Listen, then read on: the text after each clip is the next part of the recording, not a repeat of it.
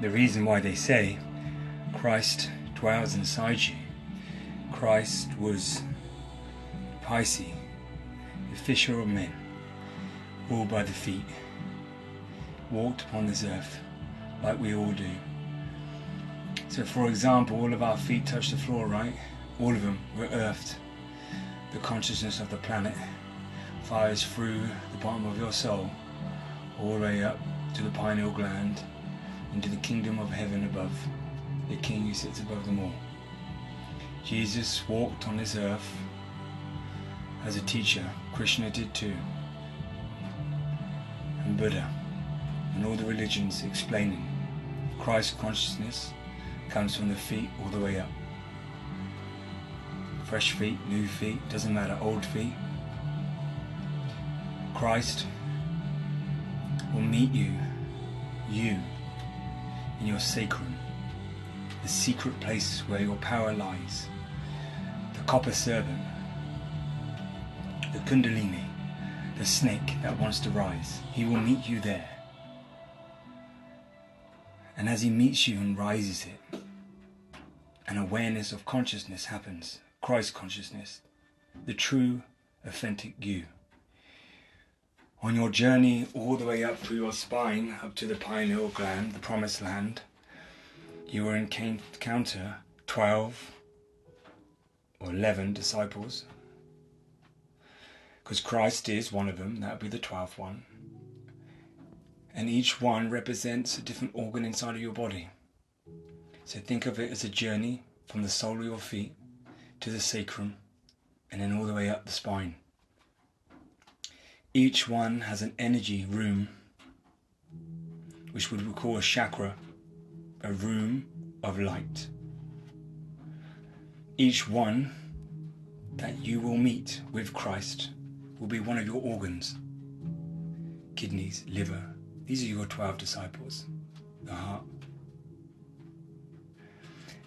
And you're going to stay on that energy while you're working with that disciple.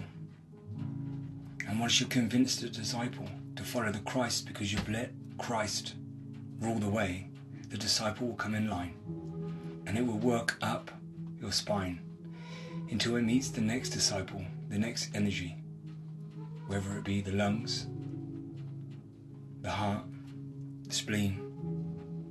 Then it will work its way up all the way to the back of the neck. Mercury lives there, the messenger, the voice. Christ will fill you up with Christ consciousness, wisdom, power. Sophia's inside of you, Christ is inside of you, Krishna is inside of you. You are inside yourself now. As you do the final steps all the way up to the pineal gland, where your oil will fill up, with good practice, all your disciples will come with you.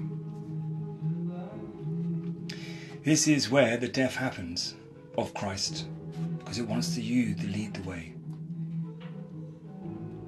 He wants you to become Christ. Joshua, Jesus, said, "Do not pray to me, pray to the Father." God has become you for you to become God. So as you bring this Christ consciousness up through every single chakra, and all of your disciples follow you up, as you brought light into every information and every part of your body, you destroyed things, taken things down, walked away from things, surrendered things, lost and loved. But one thing never turns back on you: Christ, earth, universe. The true energy doesn't leave you. The things you see in your eyes are merely illusions. So as you step up, you have to surrender. Through meditation, you will surrender. Through practice, you will surrender.